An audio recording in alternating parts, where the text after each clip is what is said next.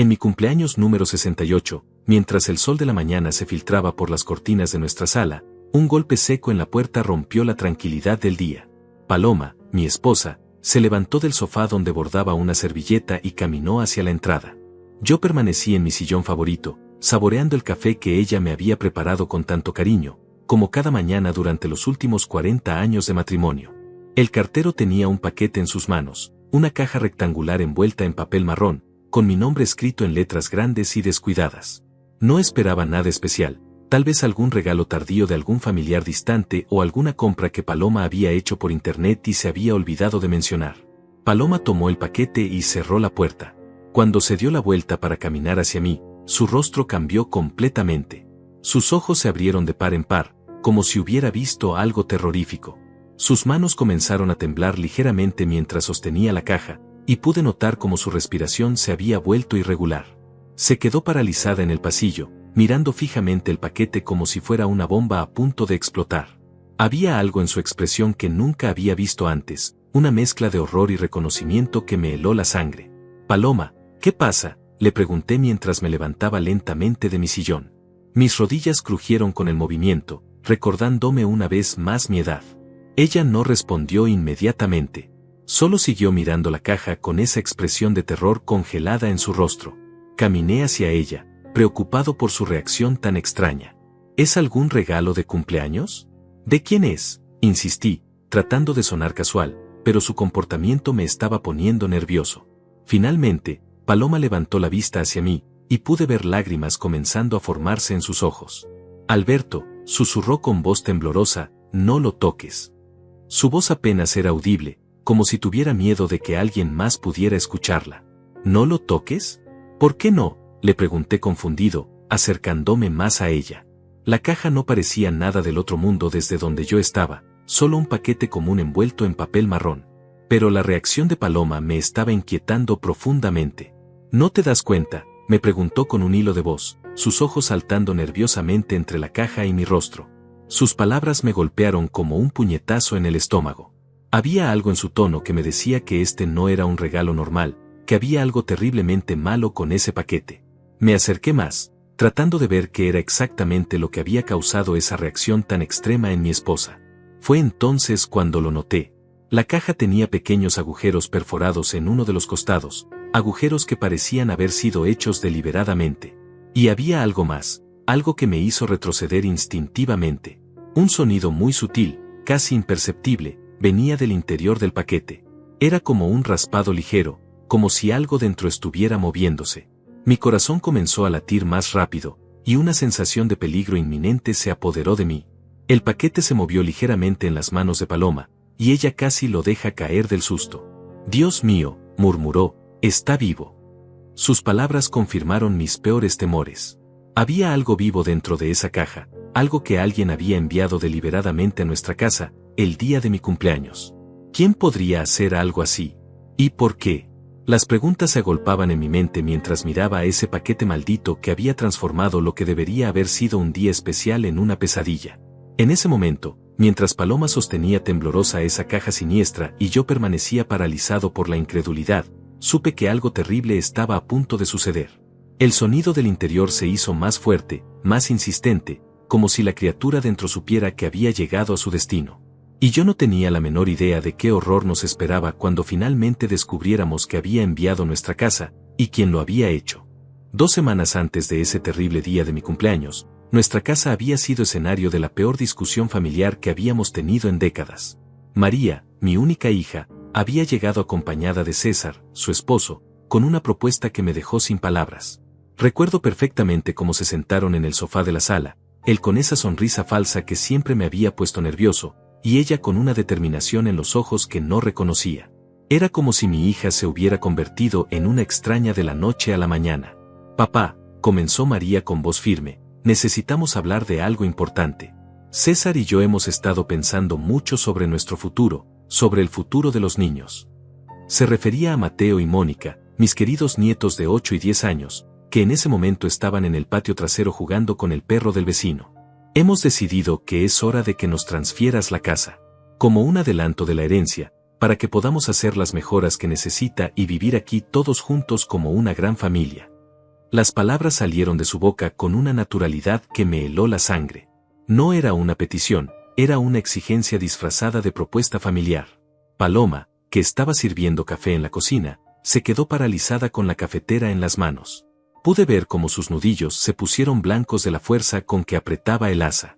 40 años trabajando como mecánico, levantándome a las 5 de la mañana, ensuciándome las manos con aceite y grasa, ahorrando cada dólar que ganaba, para que ahora mi propia hija me pidiera que simplemente le regalara el fruto de toda una vida de sacrificios. María, le dije tratando de mantener la calma, esta casa la compré con el sudor de mi frente. Tu madre y yo hemos vivido aquí durante 30 años. No es solo una propiedad, es nuestro hogar. César se inclinó hacia adelante, esa sonrisa condescendiente nunca abandonando su rostro. Alberto, me dijo usando mi nombre como si fuéramos viejos amigos, piénsalo bien. Nosotros somos jóvenes, podemos mantener la casa en mejores condiciones. Ustedes ya están mayores, ¿para qué necesitan tanto espacio? Podrían mudarse a un apartamento más pequeño, más cómodo para su edad. La sangre comenzó a hervirme en las venas. ¿Más cómodo para nuestra edad? ¿Quién era él para decirnos dónde debíamos vivir? Este hombre que nunca había trabajado un día completo en su vida, que siempre tenía nuevos esquemas para hacerse rico rápido, que vivía del trabajo de mi hija mientras ella se mataba trabajando doble turno en el hospital. Además, continuó César sin darme tiempo a responder, pensamos que sería mejor para los niños crecer aquí. Esta casa tiene patio, está en un buen barrio. Ellos podrían tener su propia habitación cada uno, en lugar de estar compartiendo ese apartamento pequeño donde vivimos ahora. Paloma finalmente se acercó y puso las tazas de café sobre la mesa con más fuerza de la necesaria. El sonido del porcelana golpeando la madera resonó como un disparo en la tensión del momento. ¿Y nosotros qué?, preguntó con voz temblorosa. ¿Dónde vamos a vivir nosotros? Esta es nuestra casa, nuestro refugio. Aquí está toda nuestra historia, nuestros recuerdos. María la miró con una expresión que me partió el corazón. Era una mirada fría, calculadora, como si Paloma fuera un obstáculo en sus planes en lugar de la mujer que la había criado como a una hija. Mamá Paloma, le dijo con una voz dulce que sonaba completamente falsa, ustedes podrían encontrar un lugar lindo, más fácil de mantener. Nosotros los ayudaríamos con los gastos, por supuesto. Sería como una jubilación anticipada para ustedes. Las palabras me sonaron huecas, como promesas que sabía que nunca se cumplirían. Había visto cómo César manejaba el dinero, siempre gastando más de lo que tenía, siempre buscando atajos y esquemas fáciles. La idea de depender de él para nuestra supervivencia me aterrorizaba. No, dije firmemente, esta casa no se toca. Cuando yo muera, María, tú heredarás tu parte como corresponde. Pero mientras Paloma y yo estemos vivos, este es nuestro hogar. El rostro de María se transformó instantáneamente. La máscara de dulzura se desvaneció, reemplazada por una expresión de furia que nunca había visto en ella. Mi parte, repitió con voz helada. ¿Qué quieres decir con mi parte? Soy tu única hija, todo debería ser mío. Fue entonces cuando cometí mi error. O tal vez no fue un error, tal vez fue simplemente ser honesto sobre mis intenciones. María, he estado pensando en establecer un fondo educativo para Mateo y Mónica. Una parte de lo que tengo irá directamente para sus estudios universitarios, para que tengan las oportunidades que tú y yo nunca tuvimos. El silencio que siguió fue ensordecedor. Pude ver cómo César y María intercambiaban una mirada, una comunicación silenciosa que no auguraba nada bueno. ¿Un fondo educativo?, preguntó César con voz peligrosamente baja. ¿Quieres decir que vas a quitarle dinero a María para dárselo a los niños directamente? Su forma de plantearlo hizo que sonara como si estuviera robándole algo a mi propia hija, cuando en realidad estaba tratando de proteger el futuro de mis nietos. Los niños son menores, continué explicando. El fondo estaría diseñado para que solo puedan acceder al dinero para educación, para que nadie pueda gastárselo en otras cosas. La explosión que siguió fue peor de lo que había imaginado. María se puso de pie de un salto, su rostro rojo de ira. ¿Otras cosas? ¿Te refieres a nosotros? ¿Piensas que César y yo vamos a robarles a nuestros propios hijos? Su voz se había vuelto estridente, y pude escuchar cómo Mateo y Mónica dejaron de jugar en el patio. Probablemente nos estaban escuchando desde afuera, siendo testigos de esta horrible escena familiar que nunca debería haber sucedido. Eso no es lo que quise decir, traté de explicar, pero César me interrumpió. No, Alberto, eso es exactamente lo que quisiste decir. No confías en nosotros con el dinero. Después de todo lo que hemos hecho por ti, después de traerte a los nietos para que los conozcas, después de incluirte en nuestras vidas. Sus palabras eran como dagas envenenadas. Incluirme en sus vidas. Como si fuera un favor que me hacían, como si yo fuera el que necesitaba de ellos y no al revés. Todo lo que han hecho por mí, repetí lentamente, dejando que la ironía de sus palabras flotara en el aire. ¿Te refieres a las veces que he pagado el alquiler de su apartamento? ¿A los préstamos que nunca han devuelto? ¿A la vez que pagué la reparación de su auto porque no tenían seguro? ¿A los regalos de Navidad para los niños porque ustedes no podían permitírselos? Cada palabra salía cargada de años de resentimiento acumulado, años de dar y dar sin recibir ni siquiera un agradecimiento sincero a cambio. Paloma se acercó y puso su mano en mi hombro, tratando de calmarme, pero yo ya había cruzado una línea de la que no había vuelta atrás. 40 años trabajé en ese taller, María.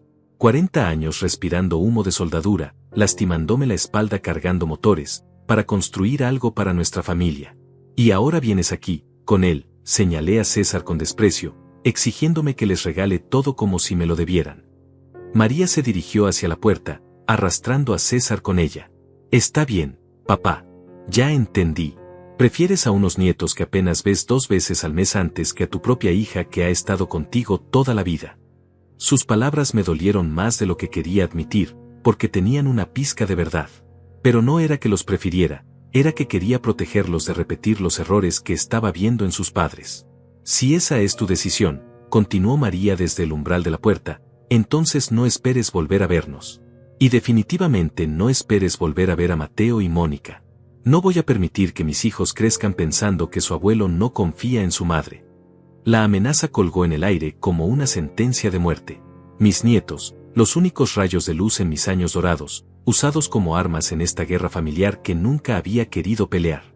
María, por favor, suplicó Paloma, pero ya era demasiado tarde. La puerta se cerró con un golpe que resonó por toda la casa, llevándose con ella no solo a mi hija y su familia, sino aparentemente también mi futuro como abuelo. En las 2 semanas que siguieron, el silencio fue ensordecedor. No hubo llamadas telefónicas, no hubo visitas dominicales, no hubo risas de niños corriendo por el patio. Solo el eco de palabras hirientes y la sensación de que algo precioso se había roto para siempre. Ahora, mientras miraba ese paquete siniestro que había llegado en mi cumpleaños, comenzaba a preguntarme si esa ruptura familiar había sido solo el comienzo de algo mucho peor.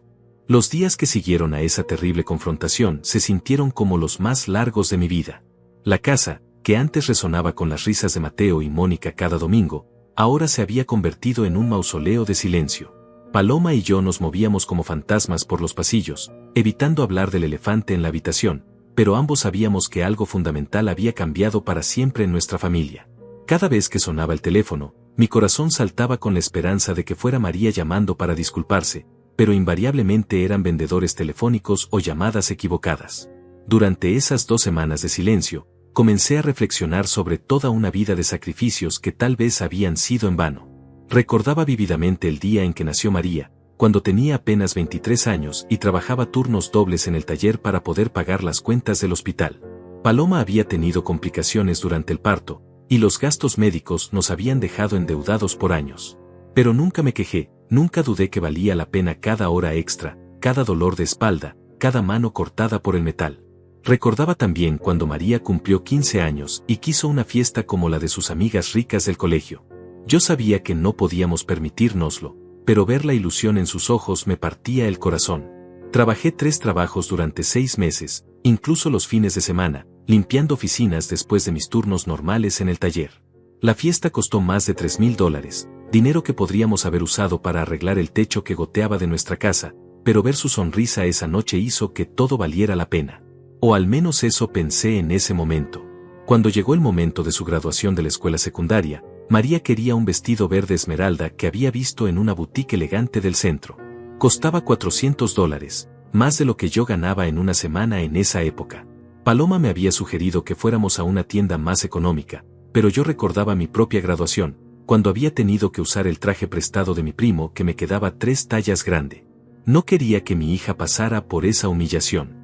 Empeñé mi reloj, el único objeto de valor que poseía, herencia de mi padre, para comprarle ese vestido. Nunca pude recuperarlo. La universidad fue otro desafío financiero que enfrenté sin vacilar. María había sido aceptada en la facultad de enfermería, y aunque había algunas becas disponibles, no cubrían todos los gastos. Durante 4 años, cada dólar que ganaba se dividía entre los gastos de la casa y la educación de mi hija.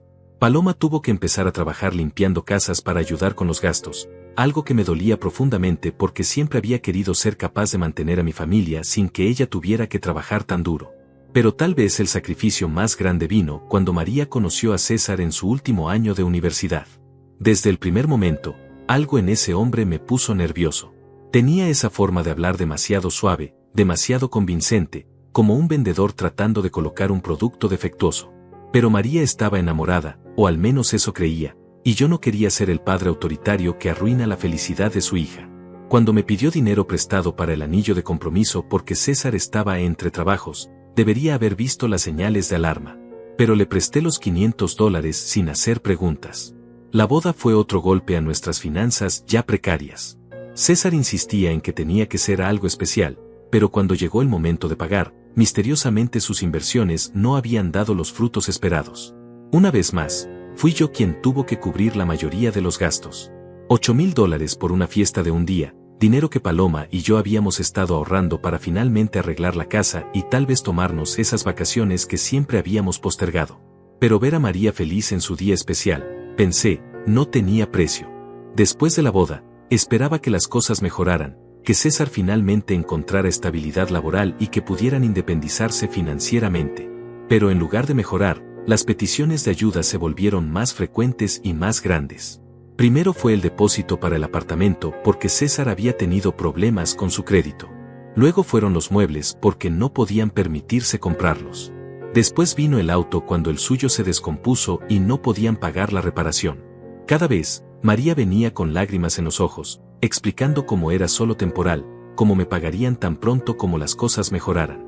Cuando nacieron Mateo y Mónica, 2 años después de la boda, pensé que finalmente tendría la oportunidad de ser el abuelo que siempre había soñado ser. Pero incluso esa alegría vino acompañada de más responsabilidades financieras. Los gastos del hospital, la ropa de bebé, los juguetes, las cunas, todo parecía caer automáticamente sobre mis hombros. César siempre tenía una excusa convincente sobre por qué no podía contribuir, y María estaba demasiado ocupada con los bebés para trabajar tiempo completo. Durante los primeros años de vida de mis nietos, me convertí prácticamente en su proveedor principal. Pagaba por sus consultas médicas, sus medicinas, su comida especial, sus juguetes educativos. Cada vez que protestaba suavemente, María me recordaba lo mucho que significaban para mí esos niños, como era afortunado de poder estar tan involucrado en sus vidas. Y tenía razón en una cosa, Mateo y Mónica se habían convertido en la luz de mi vida. Sus risas inocentes, sus abrazos espontáneos, la forma en que gritaban abuelo, cuando me veían llegar, todo eso hacía que cualquier sacrificio valiera la pena. Pero mientras reflexionaba durante esas 2 semanas de silencio, comencé a ver un patrón que había estado negando durante años. Cada regalo que les daba a mis nietos, cada juguete, cada ropa nueva, cada salida especial, todo había sido pagado por mí. César nunca había contribuido con un solo dólar para el bienestar de sus propios hijos. Y María, en lugar de ver esto como un problema, lo había normalizado completamente. De alguna manera, yo me había convertido en el responsable financiero de una familia que no era técnicamente mía. La gota que colmó el vaso había llegado el mes pasado, cuando María me había pedido prestados $2,000 para el negocio más reciente de César. Era algo relacionado con la venta de productos por Internet, uno de esos esquemas que prometen hacer rico a cualquiera con muy poco esfuerzo. Cuando le pregunté por qué necesitaban mi dinero si el negocio era tan prometedor, César me había dado una explicación confusa sobre capital inicial y oportunidades de inversión. Por primera vez en años, les dije que no. La reacción de María había sido explosiva. Me acusó de no confiar en su esposo, de no apoyar sus sueños, de ser egoísta con mi dinero. Papá, me había dicho con lágrimas en los ojos, solo te estamos pidiendo que inviertas en nuestro futuro. Cuando el negocio despegue, podremos pagarte todo lo que nos has prestado a lo largo de los años. Pero yo ya había escuchado esas promesas demasiadas veces. Los préstamos nunca se pagaban, los negocios de César siempre fracasaban, y yo siempre terminaba absorbiendo las pérdidas. Fue después de esa negativa que comenzaron las visitas más frecuentes, las conversaciones más insistentes sobre mi futuro y lo que pasaría con mis posesiones cuando ya no estuviera. Al principio pensé que era natural que María se preocupara por mi bienestar, especialmente considerando mi edad. Pero gradualmente comencé a darme cuenta de que sus preocupaciones no eran sobre mi salud o mi felicidad, sino sobre cuánto dinero dejaría atrás y cómo podrían acceder a él lo más rápido posible.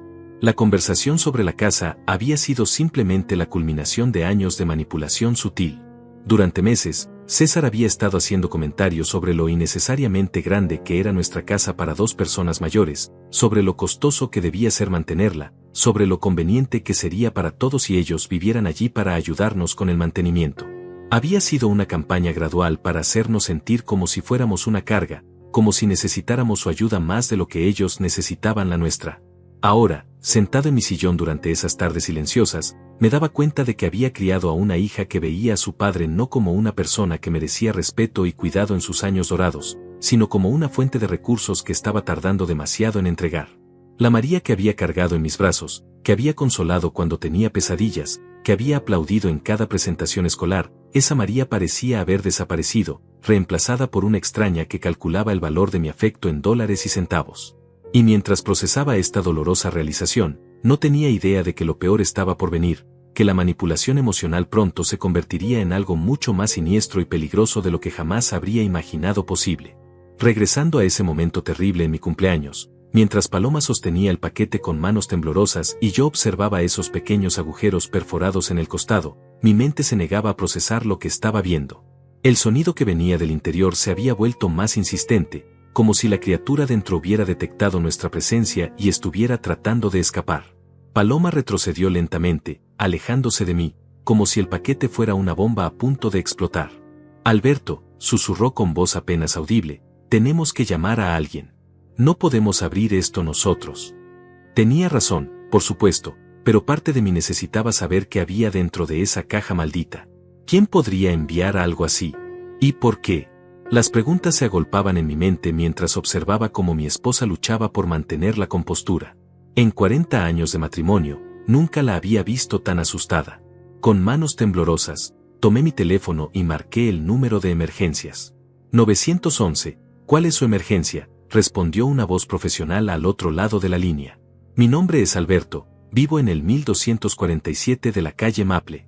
Alguien nos envió un paquete que parece contener algún tipo de animal vivo, y mi esposa y yo tenemos miedo de abrirlo. Hubo una pausa del otro lado de la línea. ¿Puede describir el paquete, señor? ¿Hay alguna etiqueta o información del remitente? Examiné la caja más de cerca, tratando de leer la información sin acercarme demasiado. Está dirigido a mi nombre, pero no veo ninguna dirección de remitente. Tiene agujeros de ventilación y definitivamente hay algo moviéndose adentro. La operadora me tranquilizó diciéndome que enviarían a control de animales y a una patrulla policial para evaluar la situación. Por favor, manténganse alejados del paquete hasta que lleguen nuestras unidades, me advirtió antes de colgar. Los 15 minutos que esperamos se sintieron como horas. Paloma había colocado la caja en la mesa del comedor y ambos nos habíamos refugiado en la cocina, observándola desde la distancia como si fuera un depredador acechando. El sonido continuaba, a veces fuerte, a veces apenas perceptible, pero constante. Era un rasguñar rítmico, como garras contra madera, que me ponía los nervios de punta. ¿Crees que fue María?, preguntó Paloma de repente, rompiendo el silencio tenso. La pregunta me golpeó como un puñetazo en el estómago porque yo había estado pensando exactamente lo mismo. Después de la pelea que habíamos tenido, después de las amenazas veladas y el corte total de comunicación, era difícil no sospechar que esto era algún tipo de venganza retorcida. Pero una parte de mí se negaba a creer que mi propia hija fuera capaz de algo tan malévolo. No lo sé, respondí honestamente, pero el momento es demasiado sospechoso. Mi cumpleaños, justo después de nuestra pelea, sin remitente. Paloma asintió gravemente. Ella también había llegado a la misma conclusión, aunque ninguno de los dos quería verbalizarlo completamente. La idea de que mi propia hija pudiera enviarme algo diseñado para hacerme daño era tan dolorosa que prefería considerar cualquier otra posibilidad, sin importar cuán improbable fuera. Cuando finalmente llegaron las autoridades, llegaron en convoy, una patrulla policial, un vehículo de control de animales y, para mi sorpresa, una unidad de materiales peligrosos. Al parecer, la descripción que había dado había activado protocolos de seguridad que yo ni siquiera sabía que existían. 3 oficiales se acercaron a nuestra puerta, todos con equipo de protección, lo que me hizo darme cuenta de que la situación era aún más seria de lo que había imaginado. El oficial García, un hombre mayor con canas en las sienes que me recordaba vagamente a mí mismo hace unos años, tomó el control de la situación.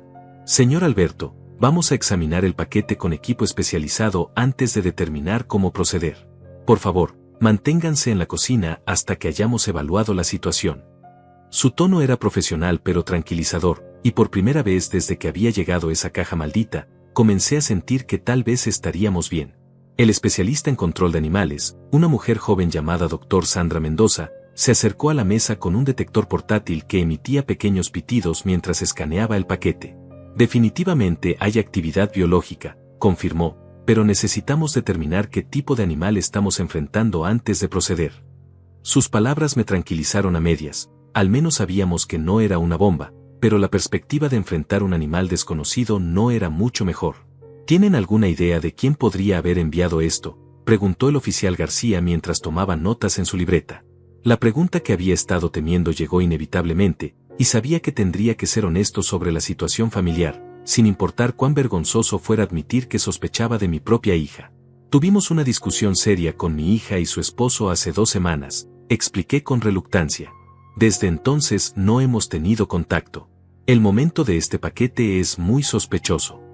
El oficial García intercambió una mirada significativa con su compañero.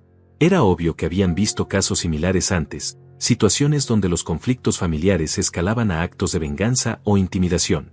¿Puede darnos los nombres completos de su hija y su esposo?, preguntó mientras preparaba su pluma. María López Hernández y César Morales, respondí, sintiendo como si estuviera traicionando a mi propia familia al proporcionar esa información a la policía. Mientras los oficiales continuaban con sus preguntas y procedimientos, la Dr. Mendoza había comenzado a preparar equipo especializado para abrir el paquete de forma segura.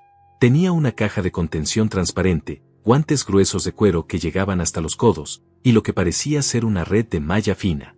Basándome en el sonido y el patrón de movimiento, explicó, sospecho que podríamos estar lidiando con un reptil, posiblemente una serpiente. La palabra serpiente hizo que mi sangre se helara. Toda mi vida había tenido una fobia profunda e irracional a las serpientes, algo que María conocía perfectamente bien. Cuando era niña, había encontrado una pequeña culebra en el jardín y había corrido hacia mí gritando de terror. Yo había reaccionado igual de mal, saltando sobre una silla como en una caricatura antigua, lo que la había hecho reír durante semanas. Era un miedo que nunca había podido superar, y María lo sabía mejor que nadie. Si es una serpiente, pregunté con voz temblorosa, ¿es peligrosa? La Dr. Mendoza se encogió de hombros. Depende de la especie. Podría ser una serpiente doméstica inofensiva, o podría ser algo más serio. No lo sabremos hasta que abramos la caja. Sus palabras no me tranquilizaron en absoluto.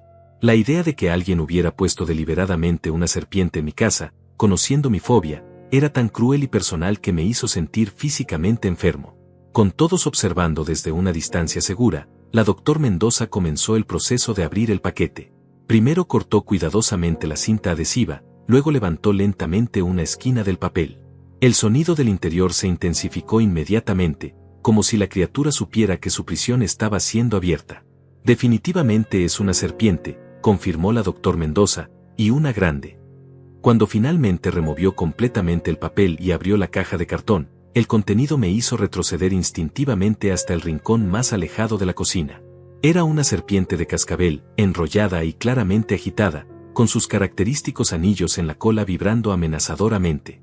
No era una broma pesada o una serpiente doméstica inofensiva, era un reptil venenoso genuinamente peligroso que podría haber matado a cualquiera de nosotros si hubiéramos abierto la caja sin protección. Esto es Crotalus atrox, una víbora de cascabel del oeste, explicó la Dr. Mendoza mientras transfería cuidadosamente la serpiente a su contenedor de seguridad. Son extremadamente venenosas y agresivas cuando se sienten amenazadas. Quien envió esto sabía exactamente lo que estaba haciendo. Sus palabras confirmaron mis peores temores. Este no había sido un accidente o una broma que salió mal, había sido un intento deliberado de hacernos daño. El oficial García se acercó a mí con expresión seria. Señor Alberto, esto constituye un delito grave. El envío de animales venenosos con intención de causar daño es considerado agresión con arma mortal en nuestro estado.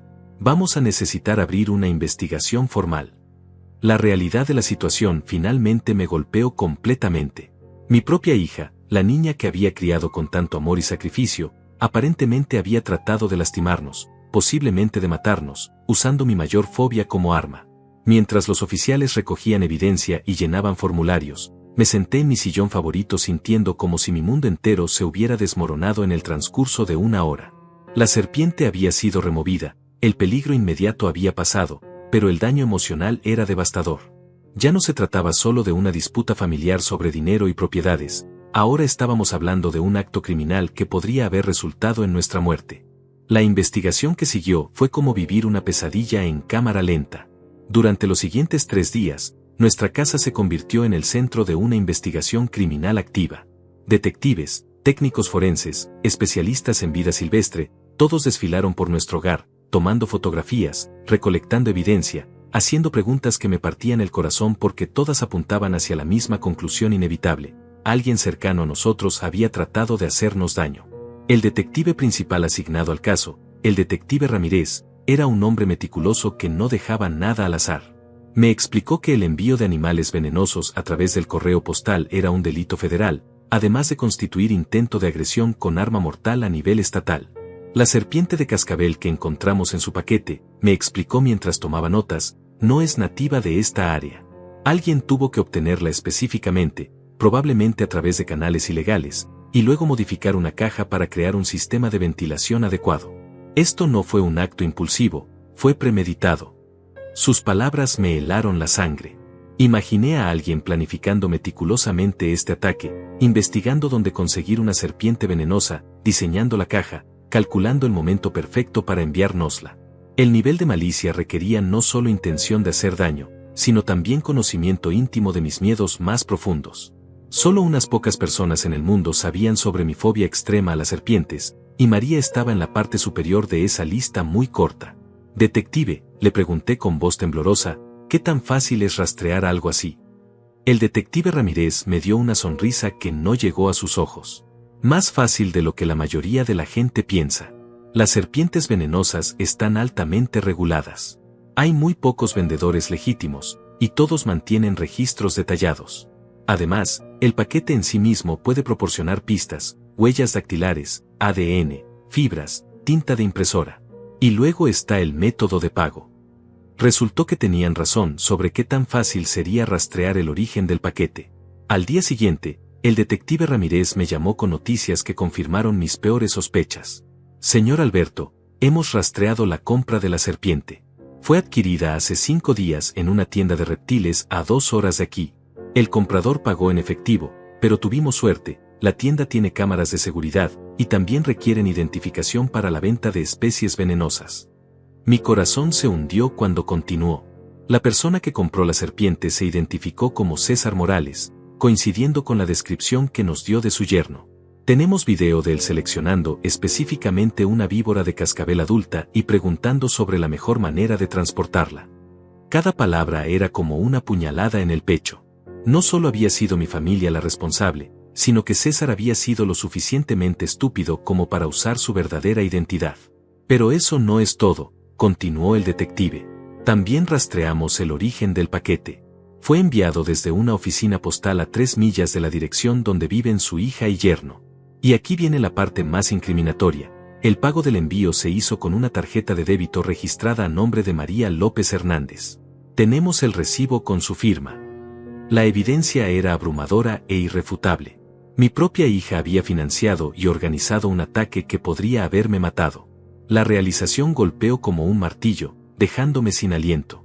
Paloma, que había estado escuchando la conversación desde la cocina, se acercó y puso su mano en mi hombro. Podía sentir que ella también estaba luchando por procesar esta traición tan profunda. ¿Qué pasa ahora?, le pregunté al detective, aunque parte de mí no quería saber la respuesta. Tenemos evidencia suficiente para arrestar tanto a César Morales como a María López Hernández por conspiración para cometer agresión con arma mortal, envío de materiales peligrosos a través del correo postal, y posiblemente intento de homicidio, dependiendo de lo que determine el fiscal del distrito. La palabra homicidio resonó en mi cabeza como una campana de funeral. Mi hija podría ir a prisión por el resto de su vida por tratar de matarme. Mis nietos crecerían sin madre, probablemente en el sistema de cuidado foster o con parientes lejanos. La familia que había pasado toda mi vida construyendo y protegiendo se desintegraría completamente. Detective, dije después de un largo silencio, necesito tiempo para pensar en esto. Entiendo que tienen evidencia, pero esta es mi familia. Hay niños involucrados. El detective Ramírez asintió con comprensión. Señor Alberto, entiendo que esta es una situación imposible para usted. Pero también necesita entender que esto no fue una broma pesada que salió mal. Fue un ataque serio que podría haber resultado en su muerte o la de su esposa. Tenemos 24 horas antes de que tengamos que actuar sobre las órdenes de arresto. Esa noche, Paloma y yo nos sentamos en la sala en silencio, cada uno perdido en nuestros propios pensamientos dolorosos. La casa se sentía diferente ahora, violada de alguna manera, como si la maldad hubiera penetrado en las paredes que habían sido nuestro refugio durante tantos años. ¿Cómo llegamos a este punto?, preguntó Paloma finalmente, su voz quebrándose con emoción contenida. No lo sé, respondí honestamente. Pensé que conocía a mi hija. Pensé que a pesar de nuestros problemas, nunca me haría daño real. Pero mientras las palabras salían de mi boca, comencé a recordar señales que había ignorado durante años. La forma en que María hablaba de las personas que se interponían en su camino, su aparente falta de empatía cuando otros sufrían reveses financieros, la facilidad con la que mentía cuando le convenía. Tal vez las señales siempre estuvieron ahí, admití con dolor, y yo simplemente no quise verlas porque era mi hija. Paloma tomó mi mano, sus dedos entrelazándose con los míos como habían hecho miles de veces durante nuestro matrimonio. Alberto, tienes que tomar una decisión. Puedes proteger a María y dejar que esto pase, pero entonces ella aprende que puede hacer cualquier cosa sin consecuencias. O puedes hacer lo correcto y dejar que la justicia siga su curso. Su sabiduría me golpeó como un rayo. Durante toda la vida de María, había estado rescatándola de las consecuencias de sus malas decisiones. Cada vez que tomaba atajos, cada vez que lastimaba a alguien, cada vez que actuaba de manera egoísta, yo estaba ahí para suavizar el golpe, para arreglar los problemas, para asegurarme de que no enfrentara las repercusiones reales de sus acciones. Tal vez ese patrón de rescate había contribuido a crear a la mujer que podía enviar una serpiente venenosa a su propio padre. Esa noche no dormí nada. Me quedé despierto mirando al techo, luchando con la decisión más difícil de mi vida. ¿Cómo equilibras el amor de padre con la necesidad de justicia? ¿Cómo proteges a los nietos inocentes sin permitir que sus padres escapen de las consecuencias de un acto tan malévolo? ¿Cómo vives contigo mismo sabiendo que tu propia hija trató de matarte? Hacia el amanecer, finalmente llegué a una conclusión dolorosa pero necesaria. María había cruzado una línea de la cual no había retorno. No se trataba solo de dinero o propiedades, había tratado de quitarme la vida usando mi mayor miedo como arma. Si no enfrentaba consecuencias ahora, ¿qué la detendría de intentar algo aún peor en el futuro? ¿Y qué tipo de mensaje le estaría enviando a Mateo y Mónica sobre las acciones y las consecuencias? Cuando salió el sol, tomé mi teléfono y llamé al detective Ramírez. Detective, le dije con voz firme a pesar de que mi corazón se estaba rompiendo, proceda con los arrestos. No puedo proteger a alguien que trató de matarme, sin importar quién sea. Del otro lado de la línea, pude escuchar el respeto en su voz cuando respondió: entiendo lo difícil que debe ser esta decisión para usted, señor Alberto. Hará lo correcto. Pero mientras colgaba el teléfono, sabía que lo más difícil aún estaba por venir. Tendría que enfrentar a María cara a cara, tendría que mirarla a los ojos sabiendo lo que había hecho, y tendría que encontrar una manera de vivir con el conocimiento de que la hija que había amado tanto había estado dispuesta a verme morir. El arresto de María y César ocurrió al amanecer del jueves, 3 días después del incidente de la serpiente. Aunque yo había tomado la decisión de permitir que la justicia siguiera su curso, nada me había preparado para la realidad de ver a mi propia hija esposada y llevada en la parte trasera de un coche patrulla. El detective Ramírez me había llamado para informarme que los arrestos se habían realizado sin incidentes, pero sus palabras profesionales no pudieron amortiguar el impacto emocional devastador. Paloma y yo estábamos desayunando en silencio cuando sonó el teléfono 1 hora después de los arrestos. Era María, llamando desde la cárcel. Su voz sonaba diferente, más pequeña y asustada de lo que la había escuchado desde que era niña. Papá, comenzó con voz temblorosa, necesito que vengas a sacarme de aquí. Ha habido un terrible malentendido. Yo nunca te haría daño, lo sabes, ¿verdad? Sus palabras me golpearon como una bofetada. Incluso ahora, enfrentando evidencia irrefutable de su culpabilidad, seguía tratando de manipularme con mentiras. María, le dije con una calma que no sentía, la policía tiene video de César comprando la serpiente. Tienen el recibo con tu firma del envío postal. No hay malentendido. Hubo un silencio largo del otro lado de la línea, seguido por el sonido de María llorando. Papá, por favor, suplicó entre sollozos, piensa en Mateo y Mónica. Ellos necesitan a su madre. No puedes hacer esto a tus propios nietos. Una vez más, estaba usando a mis nietos como moneda de cambio, como herramientas para manipular mis emociones. Pero esta vez, su táctica tuvo el efecto opuesto. Me hizo darme cuenta de que los niños necesitaban protección, no solo de las consecuencias de las acciones de sus padres, sino de los propios padres.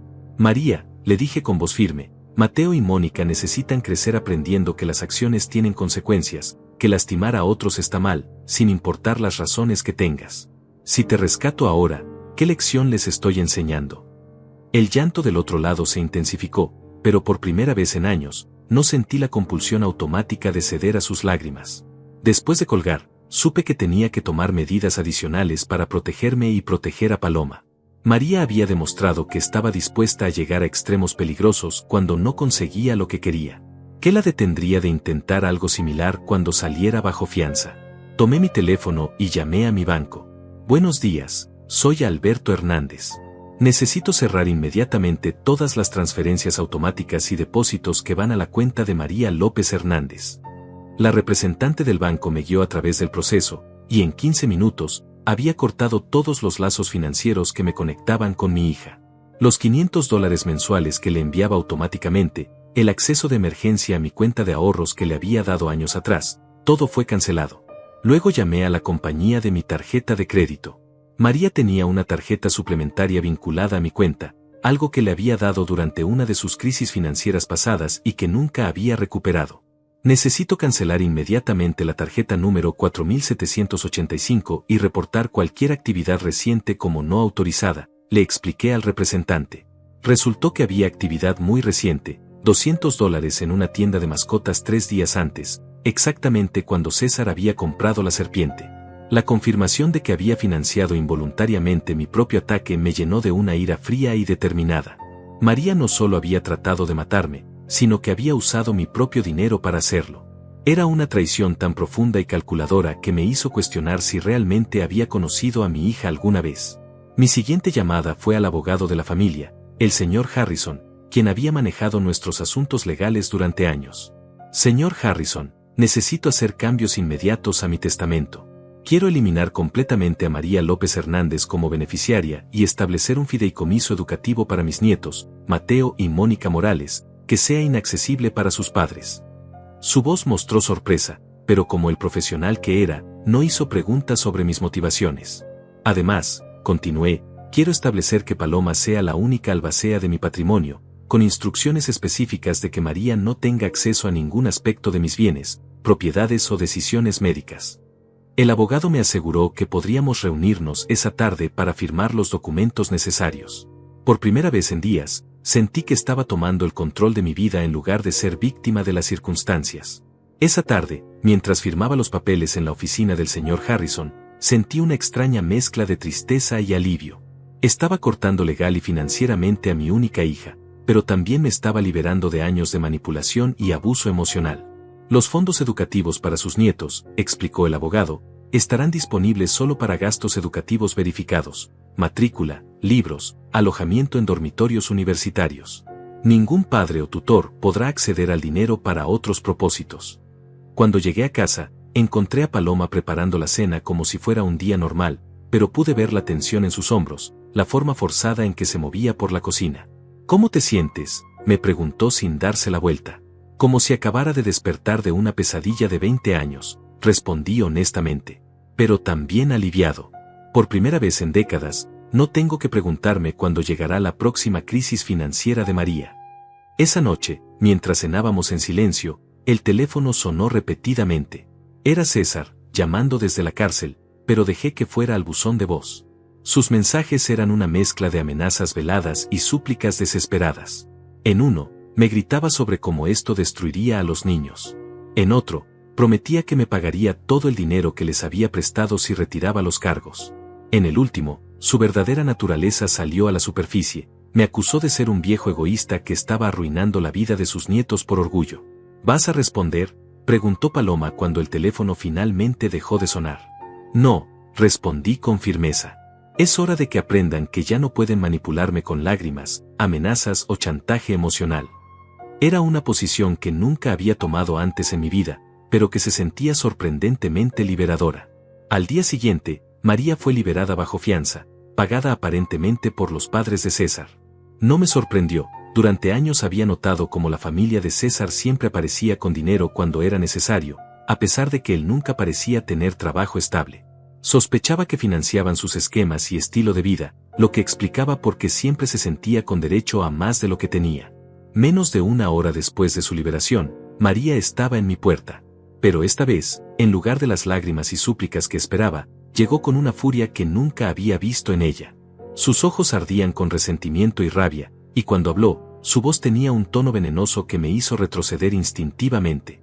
¿Cómo pudiste hacerme esto?, gritó desde el porche. Soy tu hija. Se supone que me protejas, no que me entregues a la policía. María, respondí a través de la puerta cerrada, tú tomaste la decisión de enviarme una serpiente venenosa. Yo solo decidí no morir en silencio por ello. Sus gritos se intensificaron, una diatriba sobre mi ingratitud, sobre cómo había arruinado su vida, sobre cómo los niños nunca me perdonarían.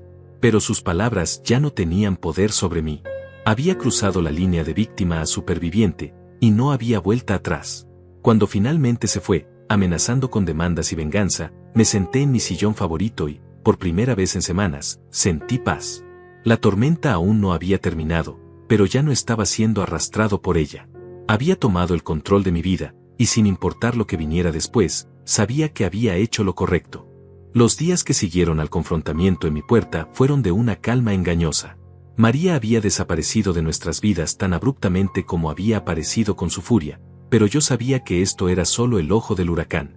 Personas como mi hija y César no se rendían fácilmente, especialmente cuando su fuente de ingresos había sido cortada tan drásticamente. Paloma y yo nos preparamos para lo que sabíamos que vendría, un último intento desesperado de recuperar el control. No tuvimos que esperar mucho. El viernes por la tarde, mientras Paloma regaba las plantas del jardín delantero y yo leía el periódico en el porche, un auto familiar se detuvo frente a nuestra casa. María bajó del asiento del conductor, pero esta vez no estaba sola. Mateo y Mónica salieron del asiento trasero, corriendo hacia mí con sus brazos extendidos y gritando «abuelo», con la alegría inocente que siempre me derretía el corazón. Era una jugada calculada y cruel. María sabía exactamente lo que estaba haciendo al traer a los niños. Sabía que verlos me destrozaría emocionalmente, que la culpa de separarlos de mí sería casi insoportable. Pero mientras abrazaba a mis nietos, sus pequeños cuerpos cálidos contra el mío, también me di cuenta de que esto era exactamente el tipo de manipulación que tenía que terminar. «Abuelo, te extrañamos tanto», gritó Mónica, sus bracitos envueltos alrededor de mi cuello. «Mamá dijo que estabas enfermo y que no podíamos verte». Mateo asintió solemnemente, sus ojos grandes llenos de preocupación. «¿Ya estás mejor, abuelo? ¿Podemos jugar en el patio como antes?». Sus palabras inocentes me partieron el corazón, pero también me llenaron de determinación. Estos niños merecían honestidad, no mentiras diseñadas para manipular sus emociones. María se acercó lentamente, con una sonrisa que no llegaba a sus ojos. «Hola, papá», dijo con voz cuidadosamente modulada. «Los niños han estado preguntando por ti constantemente. Pensé que tal vez habíamos tenido suficiente tiempo para reflexionar sobre todo esto». Su elección de palabras era reveladora. Reflexionar, como si enviar una serpiente venenosa a mi casa fuera simplemente una diferencia de opinión que podía resolverse con una conversación. «María», le dije mientras mantenía a mis nietos cerca de mí, «necesitamos hablar en privado». Ella asintió, como si hubiera esperado esto. «Niños», les dije con cariño, «vayan con la abuela Paloma al patio trasero. Ella les va a dar esos dulces que les gustan». Mateo y Mónica corrieron hacia Paloma, felices de tener su atención, sin sospechar la conversación difícil que estaba a punto de tener lugar. Una vez que estuvimos solos en el porche, María inmediatamente cambió de táctica. Las lágrimas comenzaron a rodar por sus mejillas, y su voz tomó el tono suplicante que había usado tantas veces antes. «Papá, por favor. Sé que cometí un error terrible. César me convenció de que era solo una broma. algo para asustarte un poco y hacerte reconsiderar tus decisiones. Nunca pensé que realmente te haría daño. Sus mentiras eran tan transparentes que casi me dieron risa. María, le dije con calma, una víbora de cascabel no es una broma. Es un arma mortal. Y el hecho de que estés aquí mintiendo sobre ello me dice que no has aprendido nada. Sus lágrimas se secaron instantáneamente, reemplazadas por esa mirada fría y calculadora que había llegado a conocer tan bien. Está bien, dijo con voz peligrosamente baja, si así es como quieres jugar, podemos hacerlo de la manera difícil. Retira los cargos y restablece mi acceso a tu dinero, o nunca volverás a ver a Mateo y Mónica. Es así de simple. Había abandonado completamente cualquier pretensión de remordimiento o amor familiar. Ahora estaba mostrando su verdadera naturaleza, una manipuladora despiadada dispuesta a usar a sus propios hijos como armas. ¿Los vas a usar como rehenes emocionales por el resto de sus vidas?, le pregunté, sintiendo una mezcla de tristeza y disgusto. ¿Esa es la clase de madre que quieres ser? Su respuesta me heló la sangre.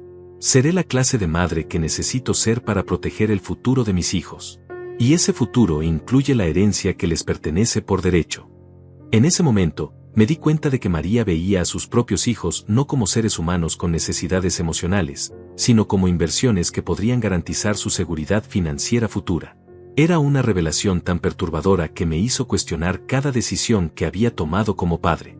¿Había criado a una hija tan carente de empatía básica, o había algo fundamentalmente defectuoso en su carácter que nunca había querido ver?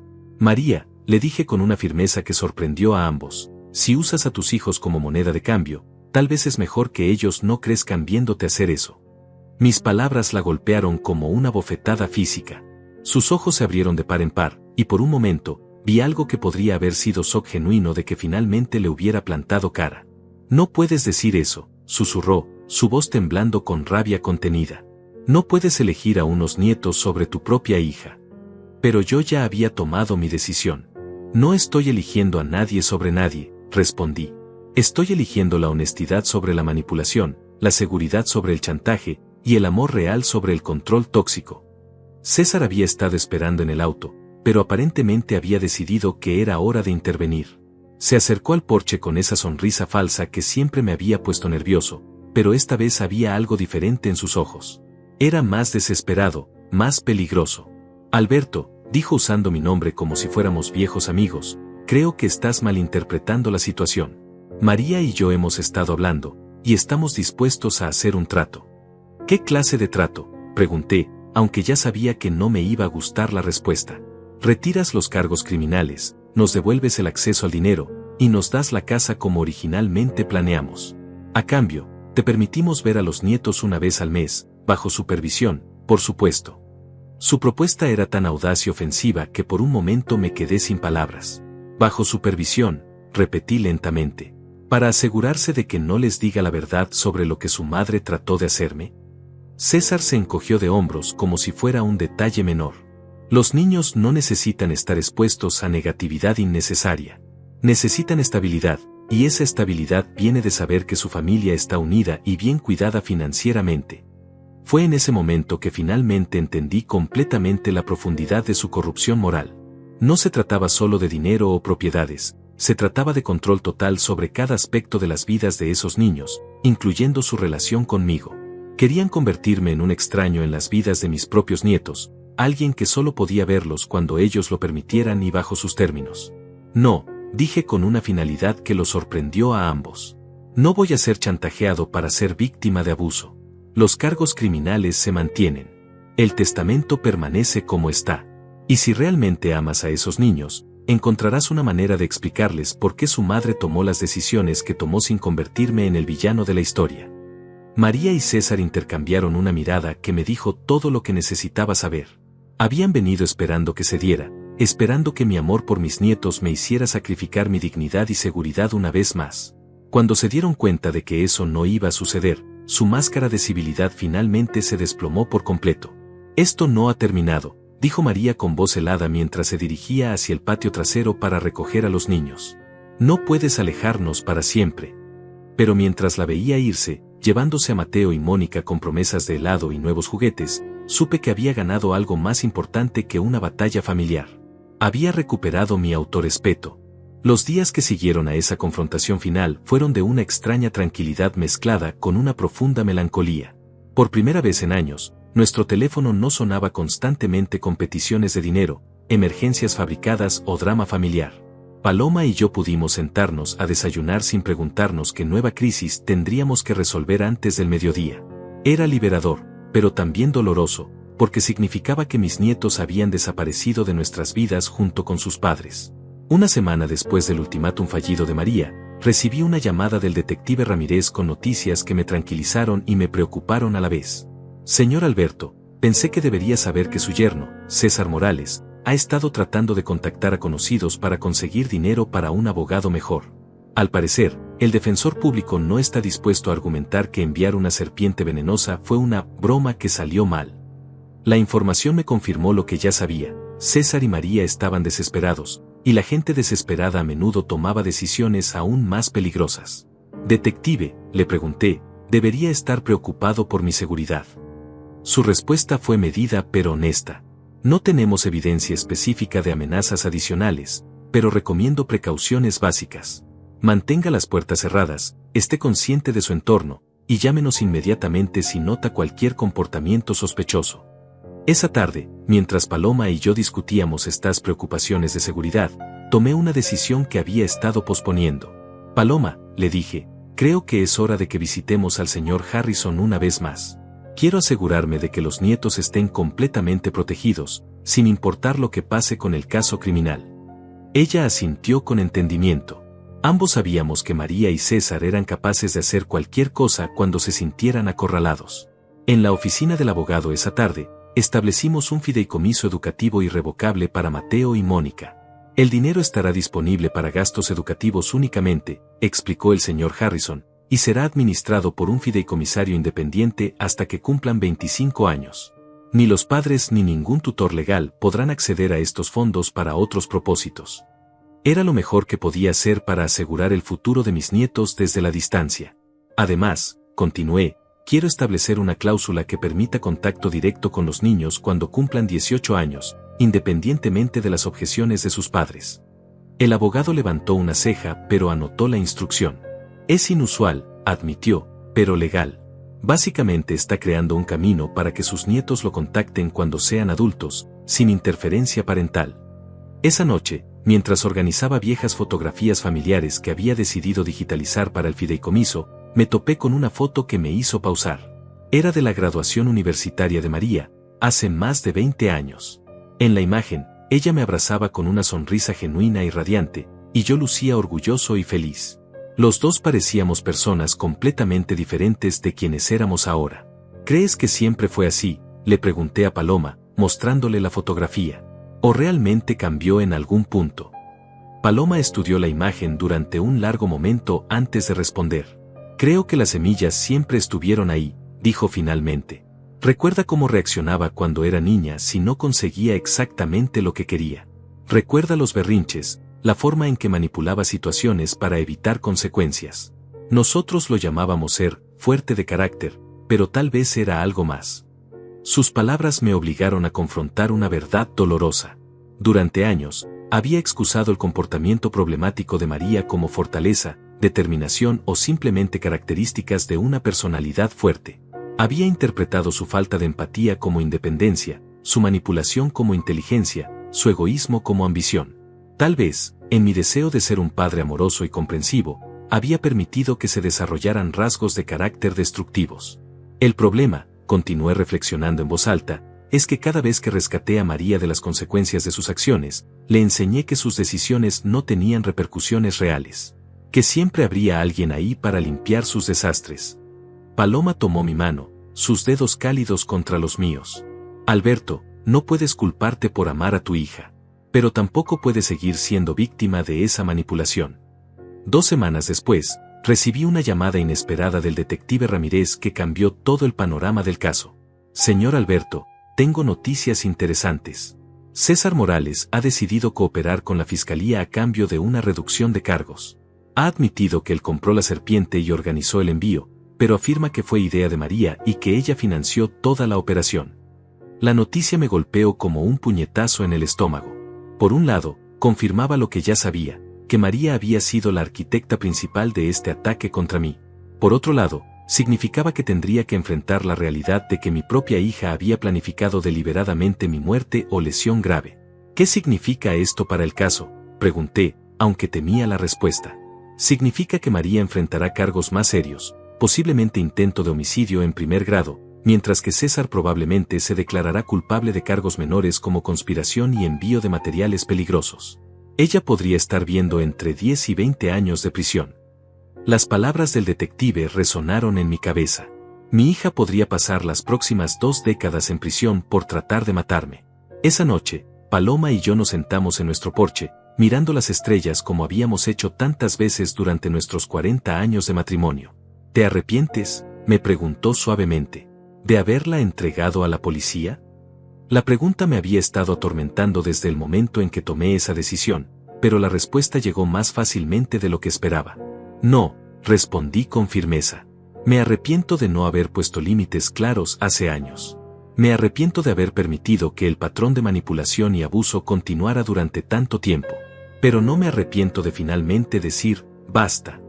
Paloma asintió, y pude ver alivio en sus ojos. Ella también había sido víctima de la manipulación de María durante años, siempre sintiéndose culpable cuando no podía hacer más para ayudar. ¿Y los nietos?, preguntó Paloma, tocando el tema que ambos habíamos estado evitando. Es lo que más duele, admití. Pero espero que algún día, cuando sean mayores, entiendan que todo lo que hice fue para protegerlos también. Para enseñarles que las acciones tienen consecuencias, que el amor no significa permitir que te lastimen, y que está bien alejarse de relaciones tóxicas, incluso cuando son familiares. Mientras las semanas pasaron y el caso legal siguió su curso, comencé a notar cambios en mí mismo que no había esperado. Por primera vez en décadas, no me despertaba con ansiedad preguntándome qué nueva crisis familiar tendría que enfrentar. No revisaba mi cuenta bancaria diariamente para ver qué cargos no autorizados había hecho María. No saltaba cada vez que sonaba el teléfono. En lugar de eso, Paloma y yo comenzamos a redescubrir quiénes éramos como pareja sin el constante drama familiar. Empezamos a tomar caminatas matutinas por el barrio, algo que habíamos abandonado años atrás porque siempre estábamos demasiado estresados o preocupados por alguna crisis de María. Volvimos a cocinar juntos los domingos, preparando comidas elaboradas solo para nosotros dos. ¿Sabes?, le dije a Paloma una tarde mientras preparábamos la cena, no había notado cuánto estrés estaba llevando hasta que desapareció. Ella sonrió, pero era una sonrisa triste. 40 años, respondió. 40 años esperando que María madurara, que se volviera responsable, que apreciara todo lo que hiciste por ella. Tal vez es hora de aceptar que eso nunca va a suceder. Tenía razón. Era hora de hacer las paces con la pérdida de la hija que había esperado tener, para poder vivir en paz con la realidad de la hija que realmente había criado. 6 meses después de aquel día terrible de mi cumpleaños, me despierto cada mañana sin el nudo de ansiedad en el estómago que había sido mi compañero constante durante años. La sentencia de María fue dictada hace 3 semanas, 15 años de prisión por intento de homicidio en primer grado y conspiración criminal. César recibió 5 años por su cooperación con la fiscalía. Cuando el juez leyó el veredicto, María me miró directamente a los ojos desde la mesa de los acusados, y por un momento, vi algo que podría haber sido reconocimiento de lo que había hecho. Pero luego apartó la mirada, y supe que ese momento de posible redención había pasado. Los niños fueron puestos bajo el cuidado de los padres de César temporalmente, una situación que me preocupa pero sobre la cual tengo poco control legal. Sin embargo, el fideicomiso educativo que establecí permanece intacto, y el señor Harrison me asegura que cuando Mateo y Mónica cumplan 18 años, tendrán acceso no solo a los fondos para su educación, sino también a una carta que escribí explicando todo lo que pasó desde mi perspectiva. Será su decisión si quieren conocer mi versión de la historia. Esta mañana, mientras Paloma prepara café como ha hecho cada día durante los últimos 40 años, me doy cuenta de cuánto ha cambiado nuestra vida. La casa ya no se siente como una fortaleza asediada.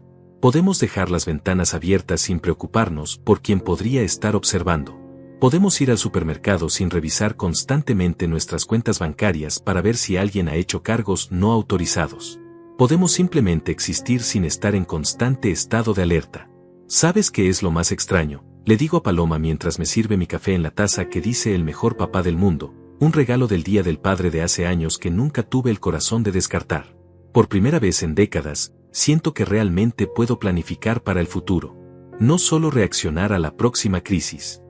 Ella sonríe, esa sonrisa cálida que me enamoró hace tantos años, y asiente con entendimiento. Hemos comenzado a hacer planes que habíamos postergado durante años. El mes pasado, finalmente arreglamos el techo que había estado goteando durante 5 años. La semana pasada, pintamos la sala por primera vez en una década. No son cambios dramáticos, pero representan algo profundo, la capacidad de invertir en nuestro presente en lugar de estar siempre rescatando el futuro de alguien más. Ayer, mientras trabajaba en el jardín, el señor Johnson, nuestro vecino de toda la vida, se acercó para charlar. Alberto, me dijo, no sé qué pasó con toda esa situación familiar el año pasado, pero quería decirte que te ves 10 años más joven. Sus palabras me sorprendieron porque no había notado conscientemente los cambios físicos, pero ahora que lo mencionaba, me daba cuenta de que mis hombros ya no estaban constantemente tensos, que dormía mejor por las noches, que ya no tenía esa expresión de preocupación perpetua que Paloma solía señalar. El estrés es un asesino silencioso, le respondí. A veces no te das cuenta de cuánto estás cargando hasta que finalmente lo sueltas. Nos quedamos en silencio por un momento, dos hombres mayores que habían aprendido algo sobre los pesos invisibles que llevamos. ¿Alguna vez has tenido que tomar una decisión que sabías que era correcta pero que dolía como el infierno?, le pregunté. Él asintió lentamente. Así es como sabes que era la decisión correcta, respondió. Las decisiones fáciles rara vez valen la pena. Por las tardes, Paloma y yo hemos vuelto a una rutina que habíamos abandonado hace años, sentarnos en el porche después de la cena, tomándote helado y observando cómo el barrio se tranquiliza para la noche. Es durante estos momentos silenciosos cuando a veces pienso en María, no con rabia sino con una tristeza profunda por lo que podría haber sido. Me pregunto si en algún lugar de esa prisión estatal, ella también reflexiona sobre las decisiones que la llevaron ahí. La semana pasada recibí una carta suya, la primera comunicación directa desde su sentencia. Era corta y al grano. Papá, necesito $200 para artículos de la comisaría. Los otros reclusos se aprovechan de las personas que no tienen dinero para protección. Incluso desde la prisión, incluso después de todo lo que había pasado, seguía tratando de manipularme con miedo y culpa. Rompí la carta sin responder.